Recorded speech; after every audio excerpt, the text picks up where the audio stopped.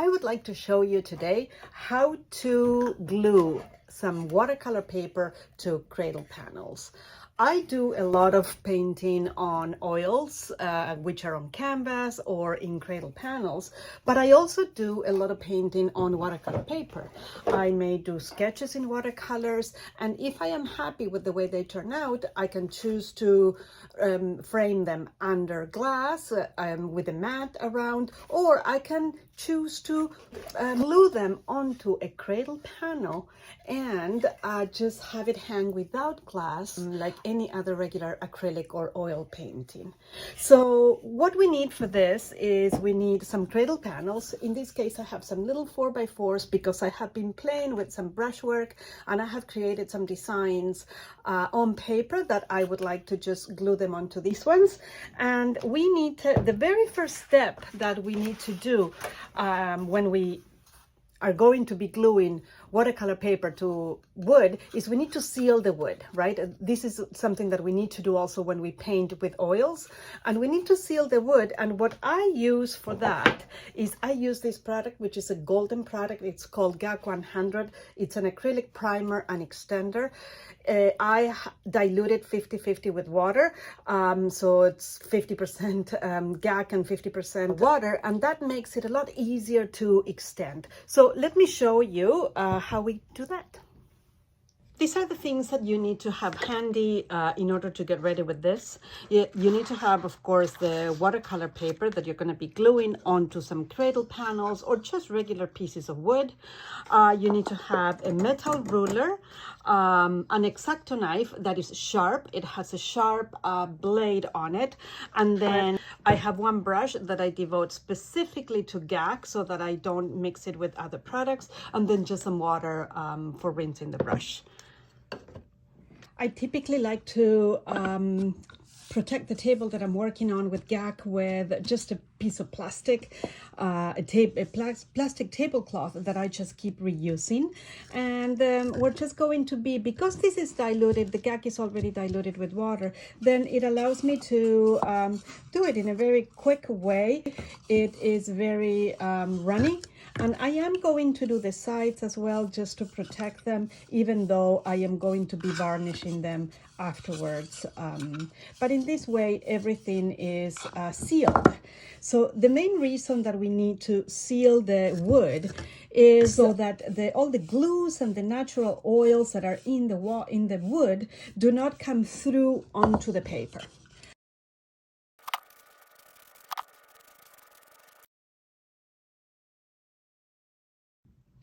We are going to let this dry. Once it's fully dry, which won't take long for the first coat, we are going to give it a second coat. As we're letting the wood dry, I am going to start cutting through or cutting the pieces from the big watercolor sheet. You always want to have the paper to be slightly bigger than the surface that you're going to be adhering it to. And that is so that it's very easy to trim it afterwards in the process that I'm going to show you afterwards. So let's start trimming this. In order to do that, I need a piece of wood underneath, and just using the metal ruler, the T-ruler, I think it's called, I am going to just cut to the edge of that. Make sure that the blade is sharp.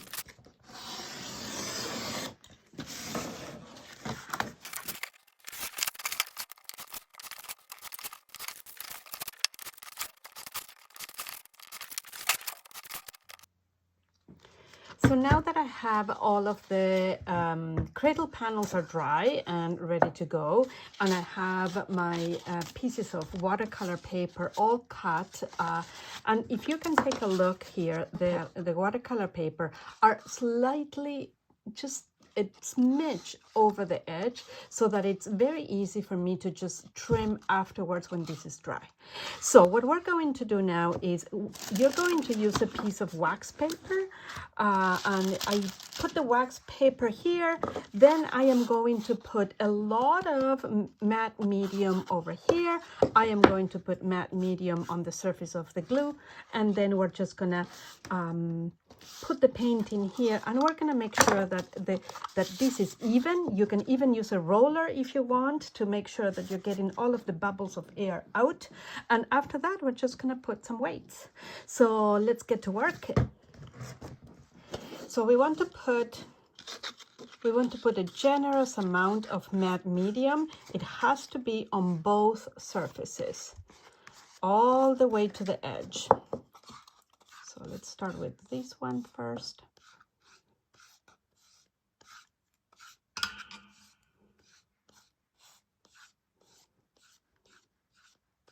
You can use a bigger brush if you have one.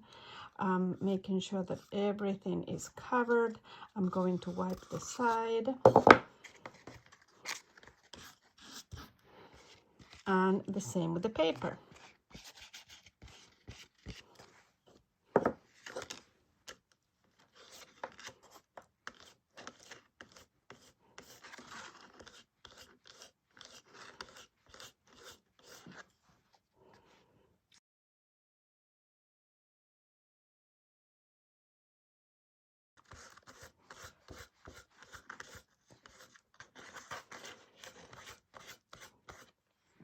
Okay, so this is probably a bit too much, so let's just wipe some off. And let's do the first one.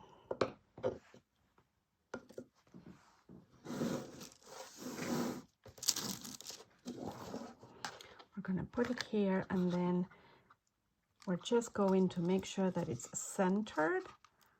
And after it's centered, I'm going to use a roller to go all the way to the edge, just to make sure that there are no bubbles. Looks good. So I am going to place it once it's totally glued and ready. I'm going to place it face down on the wax paper. So let me do the other ones, and then I'll show you what the next step is.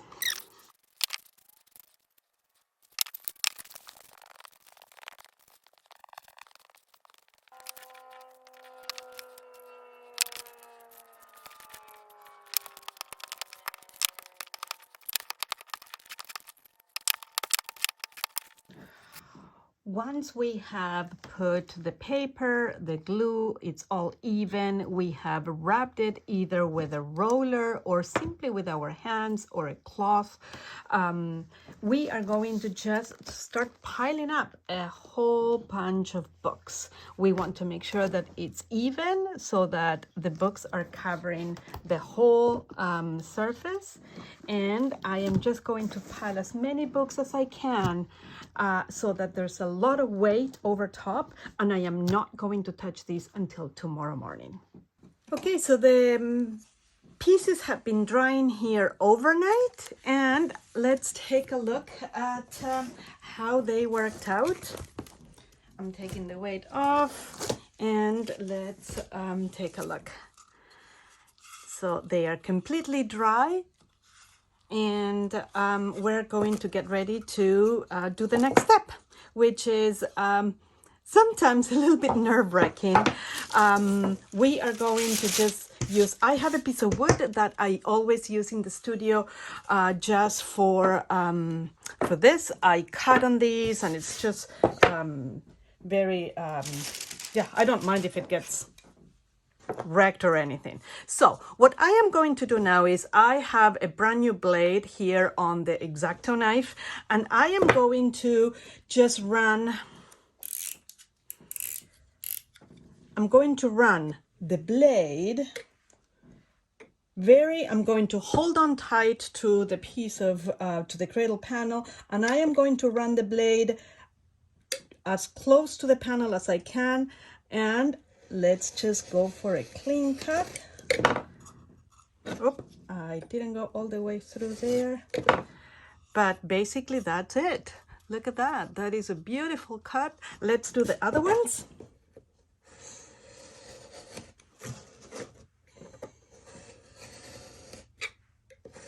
The trick is to go really parallel to the cradle panel so that we don't have that. This one in particular got a little bit out, so I'm going to see how I can fix that. And one more.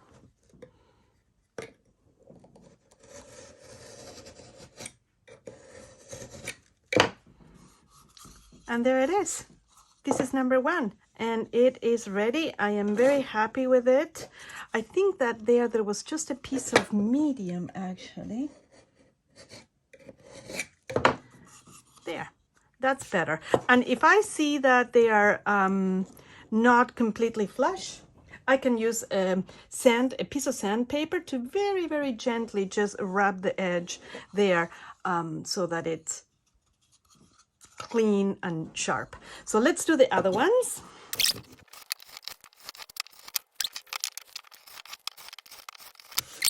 And here they are. I have a fun little series here that I can keep on working on these ones now, or I can just leave them as they are.